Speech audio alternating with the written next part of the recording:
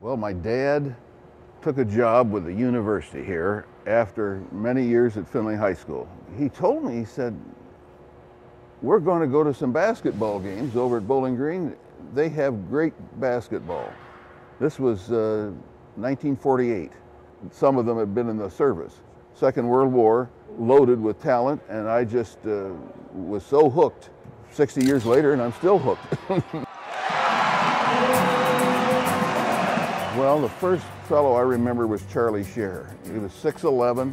I'd go over and practice my Charlie Scher hook shots at the Lincoln School. You know, I was probably about 5'11" then, or 6 foot, but he was my first hero. And then Mac Otten was another one. I could run over the whole roster if you wanted to. Gene Dudley and Bob Green, and most of the games they were playing then were nationally ranked teams. Loyola Chicago was nationally ranked, Western Kentucky, Duquesne. I just assumed it was going to be that way forever, you know. And so I said, I'm in for the long haul. Between one of the couple of the games, we were out walking around in the lobby, and I saw Coach Anderson, and I pointed him out to my dad, and my dad says, come on, I'll introduce you. So he took me up, this is like God. I met him again many years later, and so I didn't remind him, but I did get his autograph. Hillsdale was the first game here. Nate Thurman was playing very gangly, not polished like he became. I knew he was going to be good. He was the third player drafted, and Bowling Green was playing ranked opposition, and he was really good. I'd much rather sit in an arena with other people around me and watch a Division I game than sit at home and have a game on television.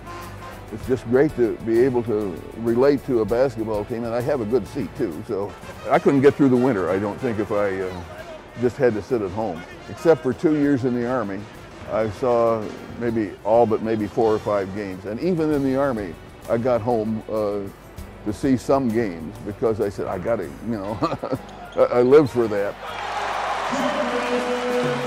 This is the only time in my life that I'll be able to do this, because by the time the Stroh Center's ready to be torn down, I'll be long gone. They'll be saying, who is that guy? Who's Bill Frack? Well, I wanted to do something to let people know that how much I appreciated all that Coach Anderson and all the coaches.